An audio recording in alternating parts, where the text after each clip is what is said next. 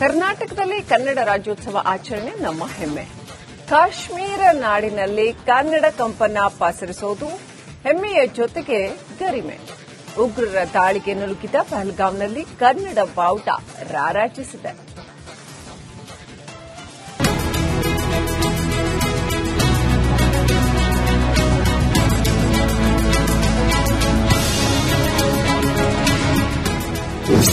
ಕಾಶ್ಮೀರದಲ್ಲಿ ಮೊಳಗಿದ ಕನ್ನಡ ಡಿಂಡಿಮ. ಪಹಲ್ಗಾಂನಲ್ಲಿ ನಾಡಗೀತೆಯ ಜೈಂಕಾರ.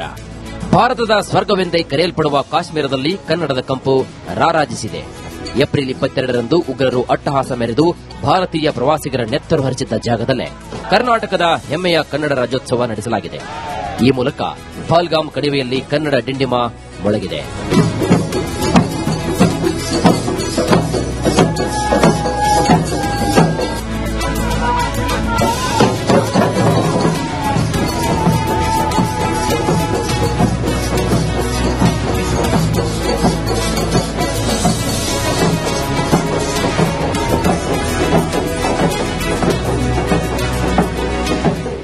ಅದು 2025ರ ಏಪ್ರಿಲ್ 22ರಂದು ಪ್ರವಾಸಿಗರ ಸ್ವರ್ಗ ಜಮ್ಮು ಕಾಶ್ಮೀರದ ಪಹಲ್ಗಾಂನಲ್ಲಿ ಉಗ್ರರು ನೆತ್ತರು ಕುಳಿಹರಿಸಿದರು. ಕಂಡ ಪ್ರವಾಸಿಗರ ಎದೆಗೆ ಗುಂಡಿಕ್ಕಿ 26 ಜನರ ಹತ್ಯೆಗೈದಿದ್ರು. ಬರೀ ಕೆಂಪು ರಕ್ತವೇ ಹರಿದಿದ್ದ ಜಾಗದಲ್ಲಿ ಈಗ ಅರಿಶಿಣ ಕುಂಕುಮ ಬಣ್ಣ ರಾರಾಜಿಸಿದೆ. ಈ ಜಾಗದಲ್ಲಿ ಕನ್ನಡದ ಬಾವುಟ ಹಾರಿದೆ.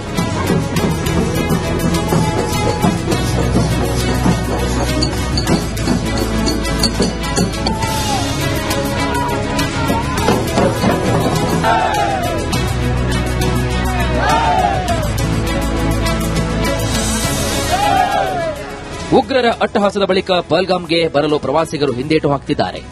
ಆ ಭಯವನ್ನು ಹೋಗಲಾಡಿಸುವ ಸಲುವಾಗಿ ಬೆಂಗಳೂರಿನ ಜಿಬಿಎ ಅಧಿಕಾರಿಗಳು ಮತ್ತು ನೌಕರರ ಕ್ಷೇಮಾಭಿವೃದ್ಧಿ ಸಂಘದ ವತಿಯಿಂದ ಪಹಲ್ಗಾಂನಲ್ಲಿ ಐತಿಹಾಸಿಕ ಕನ್ನಡ ರಾಜ್ಯೋತ್ಸವ ಆಚರಿಸಲಾಯಿತು.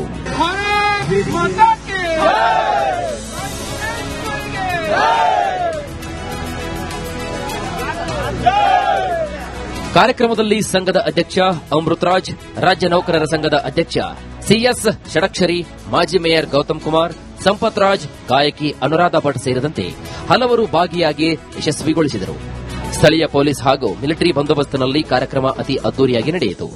ಕಾರ್ಯಕ್ರಮ ಬಹಳ ಐತಿಹಾಸಿಕವಾಗಿ ನಮ್ಮ ಶ್ರಮಕ್ಕೆ ಫಲ ಸಿಕ್ಕಿದೆ. ಈ ಒಂದು ಕಾರ್ಯಕ್ರಮ ಮಾಡಬೇಕಾದ್ರೆ ಸತತವಾಗಿ 6 ತಿಂಗಳ ಕಾಲ ನಾವು ಸರಿಯಾಗಿ ನಿದ್ದೆ ಮಾಡಿಲ್ಲ, ಪೂರ್ವಭಾವಿ ಸಿದ್ದತೆಗಳು ಮಾಡಿದ್ವಿ. ಸುಮಾರು ನಾವು, ನಮ್ಮ ಧಾಯಿಶೇಖರ್, ಮಂಜುನಾಥ್, ನಮ್ಮ ಹರೀಶ್ ಇತರೆ ಎಲ್ಲರೂ ಸಹ 5-6 ಬಾರಿ ನಾವು ಪಹಲ್ಗಾಂಗೆ ಬಂದು ಎಲ್ಲಾ ರೀತಿ ವಸತಿ ವ್ಯವಸ್ಥೆ ಆಗೋದು, ಊಟ ವ್ಯವಸ್ಥೆ ಆಗೋದು ಎಲ್ಲ ನಮ್ಮ ಅಧಿಕಾರಿ ನೌಕರಿಗೆ ಯಾವುದೇ ರೀತಿ ಲೋಪದೋಷಗಳಾಗದಂತೆ, ನಮ್ಮ ಗಣ್ಯ ವ್ಯಕ್ತಿಗಳಿಗೂ ಸಹ ಯಾವುದೇ ರೀತಿ ಲೋಪದೋಷಗಳಿಗಂತೂ ಬಹಳ ಯಶಸ್ವಿಯಾಗಿ ಬಹಳ ಅಚ್ಚುಕಟ್ಟಾಗಿ ಕಾರ್ಯಕ್ರಮ ಯಶಸ್ವಿ ಮಾಡಿದ್ದೀವಿ. ಅದಕ್ಕೆ ನಮ್ಮ ನೌಕರ ಸಂಘದ ಎಲ್ಲ ಪದಾಧಿಕಾರಿಗಳಿಗೆ ನಾನು ಈ ಸಂದರ್ಭದಲ್ಲಿ ಧನ್ಯವಾದಗಳನ್ನು ಅರ್ಪಿಸುತ್ತೇನೆ. ಸುಮಾರು 400 ನೌಕರರು ಈ ಕಾರ್ಯಕ್ರಮದಲ್ಲಿ ಭಾಗಿಯಾಗಿದ್ದರು. ಅದ್ದೂರಿ ಕಾರ್ಯಕ್ರಮದಲ್ಲಿ ಕನ್ನಡ ಕಲೆ ಸಂಸ್ಕೃತಿ ಬಿಂಬಿಸುವಂತಹ ಡೊಳ್ಳು ಕುಣಿತ, ಸಂಗೀತ ಕಾರ್ಯಕ್ರಮ ಗಮನವನ್ನು ಸೆಳೆಯಿತು. ಈ ವರ್ಷ ವಿಶೇಷವಾಗಿ ಪಹಲ್ಗಾಂನಲ್ಲಿ ಕಣಿವೆ ರಾಜ್ಯದಲ್ಲಿ ಕೂಡ ಮಾಡ್ತಾ ಇರುವಂತದ್ದು ಒಂದು ಮೈಲಿಗಲ್ಲು ಅಂತ ಹೇಳಲಿಕ್ಕೆ ನಾನು ಬಯಸ್ತೇನೆ. ಯಾಕೆ ಅಂತ ಹೇಳಿದ್ರೆ ಇತ್ತೀಚೆಗೆ ನಡೆದಂತಹ ಏಪ್ರಿಲ್ 22ರ ಒಂದು ಘಟನೆ ನೆನಪು ಮಾಡಿದಾಗ ಇಲ್ಲಿ ಯಾರು ಕೂಡ ಈ ತರದ ಈವೆಂಟ್ ಅನ್ನ ಮಾಡಲಿಕ್ಕೆ ಆಗುತ್ತಿಲ್ಲ ಅನ್ನುವಂಥದ್ದು ಒಂದು ಯೋಚನೆ ಇತ್ತು. ಸಾವಿರಾರು ಸಂಖ್ಯೆಯಲ್ಲಿ ಕರ್ನಾಟಕದಿಂದ ಕರ್ಕೊಂಡ್ಬಂದು ಇಲ್ಲಿ ಇನ್ಫ್ರಾಸ್ಟ್ರಕ್ಚರ್ ಡೆವಲಪ್ಮೆಂಟ್ ಮಾಡಿ ಒಂದು ಪ್ರೋಗ್ರಾಮ್ ಅನ್ನ ಮಾಡಿ ಕನ್ನಡ ರಾಜ್ಯೋತ್ಸವ ಮಾಡೋದ್ರ ಜೊತೆಗೆ ಏನು 26 ಜನ ಡೆತ್ ಆಗಿದ್ರು ಅದಕ್ಕೆ ನುಡಿನಮನವನ್ನ ಶ್ರದ್ಧಾಂಜಲಿ ಸಲ್ಲಿಸುವ ಕಾರ್ಯಕ್ರಮ ಮಾಡಿದ್ದಾರೆ ಅಂತ ಹೇಳಿದ್ರೆ ಬಹುಶಃ ಇದು ಒಂದು ಭಾವನಾತ್ಮಕ ಕಾರ್ಯಕ್ರಮ, ನಮ್ಮ ಜೀವಮಾನದಲ್ಲಿ ನೆನಪಿಟ್ಕೊಳ್ಳುವಂತಹ ಕಾರ್ಯಕ್ರಮ ಅನ್ನೋದನ್ನ ಹೇಳಲಿಕ್ಕೆ ಬಯಸ್ತೇನೆ. ದೂರದ ಕಾಶ್ಮೀರದಲ್ಲಿ ಕನ್ನಡ ಬಾವುಟ ಹಾರಿಸುವುದು ಅಷ್ಟು ಸುಲಭದ ಕೆಲಸವಲ್ಲ. ಅಚ್ಚುಕಟ್ಟಾಗಿ ಆಯೋಜಿಸಿರುವಂತಹ ಜಿಬಿಎ ಅಧಿಕಾರಿ ಮತ್ತು ನೌಕರರ ಕ್ಷೇಮಾಭಿವೃದ್ಧಿ ಸಂಘಕ್ಕೆ ಒಂದು ಧನ್ಯವಾದಗಳು. ಕ್ಯಾಮೆರಾ ಪರ್ಸನ್ ಮಂಜುನಾಥ್ ಕೆಎಸ್ ಜೊತೆ ಹನುಮಂತ್ ದುರ್ಗದ್, ಪಹಲ್ಗಾಂ. ಕರ್ನಾಟಕದಲ್ಲಿ ಕನ್ನಡ ರಾಜ್ಯೋತ್ಸವ ಆಚರಣೆ ನಮ್ಮ ಹೆಮ್ಮೆ. ಕಾಶ್ಮೀರ ನಾಡಿನಲ್ಲಿ ಕನ್ನಡ ಕಂಪನ್ನ ಪಸರಿಸೋದು ಹೆಮ್ಮೆಯ ಜೊತೆಗೆ ಗರಿಮೆ. ಉಗ್ರರ ದಾಳಿಗೆ ನಲುಗಿದ ಪಹಲ್ಗಾಂನಲ್ಲಿ ಕನ್ನಡ ಬಾವುಟ ರಾರಾಜಿಸಿದೆ.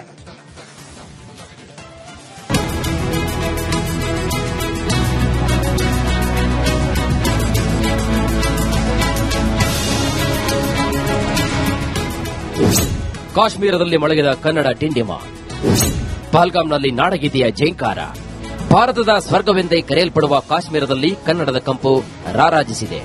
ಏಪ್ರಿಲ್ 22ರಂದು ಉಗ್ರರು ಅಟ್ಟಹಾಸ ಮೆರೆದು ಭಾರತೀಯ ಪ್ರವಾಸಿಗರ ನೆತ್ತರು ಹರಿಸಿದ್ದ ಜಾಗದಲ್ಲೇ ಕರ್ನಾಟಕದ ಹೆಮ್ಮೆಯ ಕನ್ನಡ ರಾಜ್ಯೋತ್ಸವ ನಡೆಸಲಾಗಿದೆ. ಈ ಮೂಲಕ ಪಹಲ್ಗಾಮ್ ಕಣಿವೆಯಲ್ಲಿ ಕನ್ನಡ ಡಿಂಡಿಮ ಮೊಳಗಿದೆ.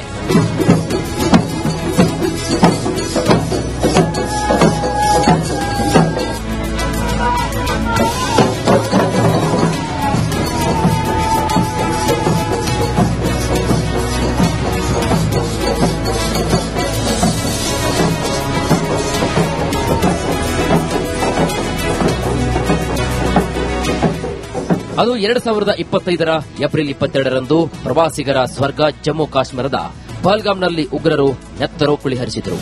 ಕಂಡ ಪ್ರವಾಸಿಗರ ಎದೆಗೆ ಗುಂಡಿಕ್ಕಿ 26 ಜನರ ಹತ್ಯೆಗೈದಿದ್ರು. ಬರೀ ಕೆಂಪು ರಕ್ತವೇ ಹರಿದಿದ್ದ ಜಾಗದಲ್ಲಿ ಈಗ ಅರಿಶಿನ ಕುಂಕುಮ ಬಣ್ಣ ರಾರಾಜಿಸಿದೆ. ಈ ಜಾಗದಲ್ಲಿ ಕನ್ನಡದ ಬಾವುಟ ಹಾರಿದೆ.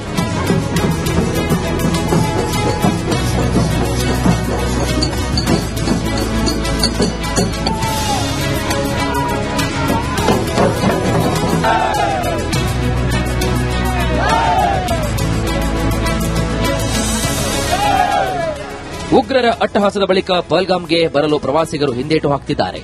ಆ ಭಯವನ್ನು ಹೋಗಲಾಡಿಸುವ ಸಲುವಾಗಿ ಬೆಂಗಳೂರಿನ ಜಿಬಿಎ ಅಧಿಕಾರಿಗಳು ಮತ್ತು ನೌಕರರ ಕ್ಷೇಮಾಭಿವೃದ್ಧಿ ಸಂಘದ ವತಿಯಿಂದ ಪಹಲ್ಗಾಮ್ನಲ್ಲಿ ಐತಿಹಾಸಿಕ ಕನ್ನಡ ರಾಜ್ಯೋತ್ಸವ ಆಚರಿಸಲಾಯಿತು.